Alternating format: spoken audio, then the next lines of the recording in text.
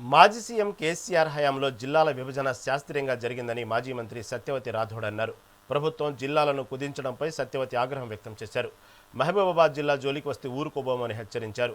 స్థానిక జూనియర్ కాలేజీలో ఏర్పాటు చేసిన ముగ్గుల పోటీల కార్యక్రమంలో పాల్గొన్నారు. ఈ సందర్భంగా విజేతలకు బహుమతులు ప్రదానం చేశారు.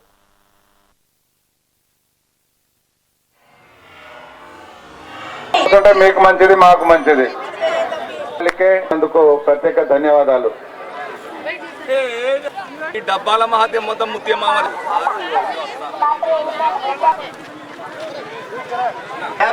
Ward number 1 ward Sudha Murali garu వచ్చారా? కొంచెం 134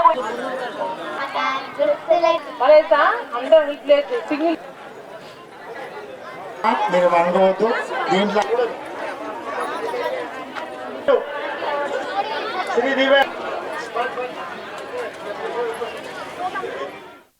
రెడ్డి గారు కానీ రెవెన్యూ శాఖ మంత్రి పొంగులేటి శ్రీనివాసరెడ్డి గారు ఈ జిల్లాల ఏర్పాటు సరిగ్గా జరగలేదు, ఇది శాస్త్రీయంగా లేదు కాబట్టి కొన్ని జిల్లాలు తీసేస్తాం, కొన్ని అటు ఇటు కలుపుతాం, కొన్ని ఉంటాయి పోతాయి అని రకరకాల ఊహాగానాలు వస్తున్న క్రమంలో ఆ రోజు కేసీఆర్ గారు తెలంగాణ సాధించిన తర్వాత 10 జిల్లాలుగా ఉన్న తెలంగాణను 33 జిల్లాలుగా చేయడం జరిగింది.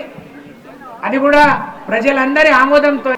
కానీ కాంగ్రెస్ పార్టీ ఇస్తున్న లీకులు చూస్తా అంటే భయం వేస్తూ ఉంటుంది, ఈ జిల్లా ఉంటుందా ఉండదా. ఇవాళే ఎందుకు మాట్లాడుతున్నామంటే ఈరోజు రెవెన్యూ మంత్రి గారు ఇక్కడికి వస్తున్నారు.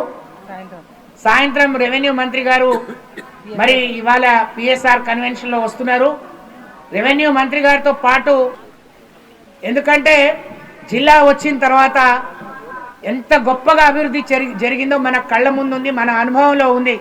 వీళ్ళ మాట తీరు చూస్తే ప్రజల సౌలభ్యం కానీ ప్రజలకు పరిపాలన దగ్గర ఉండటం వాళ్ళకి ఇష్టం లేనట్టుంది. ఏదో కక్ష సాధింపు చర్యలో భాగంగా జిల్లాలు తీసేస్తామంటున్నారు. మానకోట జిల్లా పరిస్థితి ఏందో మరి ఇక్కడే స్పష్టంగా చెప్పి పోవాలని చెప్పి మేము డిమాండ్ చేస్తున్నాం. రెడ్డి గారు కానీ రెవెన్యూ శాఖ మంత్రి పొంగులేటి శ్రీనివాసరెడ్డి గారు